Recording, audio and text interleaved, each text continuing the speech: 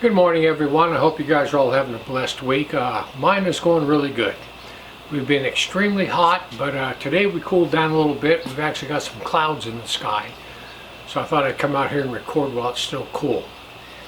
So listen, yesterday I was sitting on my porch drinking a cup of coffee.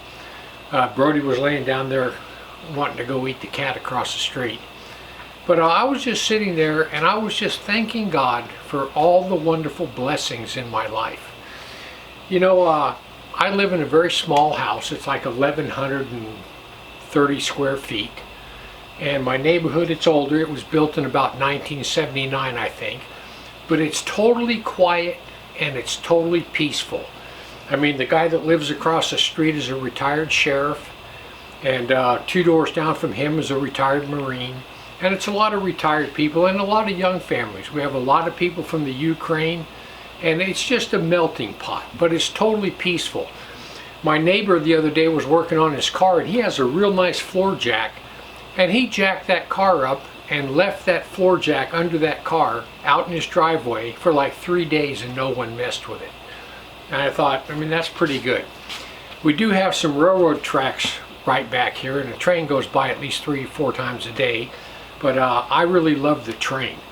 And we have homeless people that gather along the train tracks. And every once in a while we'll have a fire. You'll go outside, you look back here, there'll be billows of black smoke and you'll hear the firemen coming. And it's because some homeless person lit their tent on fire. But anyway, I was just sitting out there and I was thanking God for how blessed I am. You know that on the scale of wealth in the world right now, we, as an average American, we live at 99.7 on the wealth scale compared to everybody else in the world. So we really are blessed. There's one thing about my neighborhood I don't like is I have a cat lady next door, and this lady feeds cats. She has a bowl of cat food out in her front yard. So, you know, there's always 4 or 5 cats, and they seem to use my front lawn for their litter box. So I get out my BB gun and I plug them, shoo them away. And if you're a cat person, listen, my BB gun is not going to hurt these cats. It's about 50 years old. I got it when I was about 10 years old. It's an old Daisy Red Ryder, but it shoos them away. So listen, some people are never satisfied, and Paul tells us to be content in everything. In Philippians 4:11, he says, "Not that I speak in respect of want, for I have learned in whatsoever state I am, therewith to be content." You know, some people are never satisfied. They want more and more. They look around and they think how bad they've got it instead of how good they've got it. You know, I don't even play the lottery. I haven't played the lottery in 25, 30 years. And the reason I don't, and if you do, that's fine, but for me, I don't. And the reason I don't play the lottery is because I look around and I see how much God has blessed me. I don't want to say, Lord, thank you, but it's not enough. I think I'll play the lottery because I want to be a millionaire. That's why I don't play the lottery. So you guys remember that show, Let's Make a Deal, with Monte Hall? This was, I don't know when it was like back in the 60s, maybe the 70s, long time ago. It was a show called Let's Make a Deal. And they would pick people out of the audience. Anybody that came to be part of that audience had a chance of getting on stage. And he'd walk up and you'd come up on stage and he'd say, okay, you can either have $100 cash or what's in this little box. And if you took the cash, chances are there might be a diamond ring in that box worth $5,000. And then if you won the box with a ring for $5,000, then they would say you can leave with that, or you can trade for what's behind curtain number 1. And you know, it works on greed. Well, I've got a $5,000 ring, but man, there could be something really nice behind curtain number 1. And so sometimes the people would trade and they'd open up curtain 1 and there'd be a little pin of goats. You know, you lost everything. And in the end, the top 2 people, the top 2 or 3 people that had the most winnings, they got to pick between a door, and that was the grand prize. Sometimes it could be a car, Sometimes it could be a vacation somewhere. But these people would have like, you know, $3,000 or $4,000 that they already won, but they would always say, yeah, I'll go for the big deal. And sometimes they'd get burned. But that's how we are. We're never satisfied, and greed is always right there. But Paul tells us, you know what? We need to be content with what we have. So listen, I wanted to talk to you for just a minute about two things that were in the news that I thought were kind of fascinating. Number one, California, where I live. Governor Newsom, listen guys, if Governor Newsom ever runs for president, and they're grooming this guy for president, just take a look at California. Take a look at San Francisco, Oakland, LA, San Diego. Look at what a mess California is in, because that's their goal for the whole country.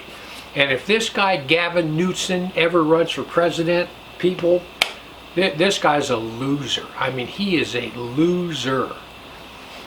But they passed a law that takes effect January 1st, and that is no more small gas engines. I mean, you can't, they're not going to sell them anymore in the state. You can't go buy a gas lawnmower, a gas edger, a gas blower, a gas generator, a gas pressure washer, nothing. No small gas engines are going to be sold in the state of California. So I'm over at Home Depot, and I thought, well, I'm going to just, because my mower's getting old, and I thought, well, let me just go look. People, listen. I went over there and looked, and the Ryobi, the cheap one, $7.99 for a battery-operated mower, $2.99 for an edger, and $199 for a blower. So you need about $1,200 in lawn stuff to go electric. I told my wife, I said, no way, I think I'll just wait till December, buy myself a brand new gas mower, new gas edger. And she says, there's no reason to do that. She said, you know, this guy Newsom's such a turkey that he's going to outlaw even using them. That's what's coming next. And she's right. Probably by next year, they'll be outlawed completely, and you got to turn them all in. Man, this state is horrible. So listen, they were saying that gardeners that go around, and I mean there were just a couple of them just left a couple minutes ago. Gardeners will go around, they'll have a pickup with a trailer behind it, and they'll come in and three guys jump out, and one guy mows, one guy edges, one guy blows everything off, cleans it all up, and they're there about 20 minutes, they'll go on to the next house. Well, they're saying that this truck of three guys, it will take them 50 batteries to make it through the day. So the time they buy all their stuff and their 50 batteries to make it through the day, they're going to be out about $30,000 just to keep their business going. And guys, listen, what they're doing in California, they plan on doing across the country. Another thing that I thought was just totally funny, listen, the other day we were 109. So I go over to Rayleigh's, which is one of our grocery stores, and in front of Rayleigh's there's like a spot to charge about 8 electric cars, and it's 108 out. I pull up, and there's various people parked in those electric car charging stalls, and they're out in the sun. They're sitting there with their windows down because it's so hot, and they're sitting there in the heat waiting for their car to charge, and it probably takes about 30 to 45 minutes while it's 109 degrees out. Plus the charging stations cost like between $25 and $35. And I thought, who in the world is buying into this? Let's get an electric car so we can sit there for half an hour while it charges when it's 109 out. And I thought that was crazy. Who would do that? So anyway, listen. This is the one thing that's in the news that I wanted to talk about. Michigan passed a law the other day that said if you offend, if you misgender any LGBTQ person, it is now a felony. It's a felony to misgender an LGBT person. And the penalty is a $10,000 fine and up to 5 years in jail. So if you walk up to some cashier and you know it's a man and you say, "Hey dude," and if he identifies as a woman, you can get prosecuted for that. It's a felony. $10,000 fine and 5 years in jail. People, that's happening in Michigan right now. People, listen. This stuff is crazy. It's absolutely crazy. California right now has an LGBTQ transition law where any kid under the age of 18, 17 and under, that kid walks up to his teacher and says, "I want to be a little boy." That little girl says that to her teacher. They will take that kid away from the parents if the parents object, and they will start giving that kid the treatment, the hormones, the whatever it takes, the surgery, whatever it takes to change that little girl into a little boy, and there's nothing the parents can do about it. If you live in Ohio and you have a 14-year-old son that wants to be a girl, and you say, "Forget it, no way," that kid gets on a bus and comes to California, he becomes a ward of the state, and the parents in Ohio cannot get that kid back.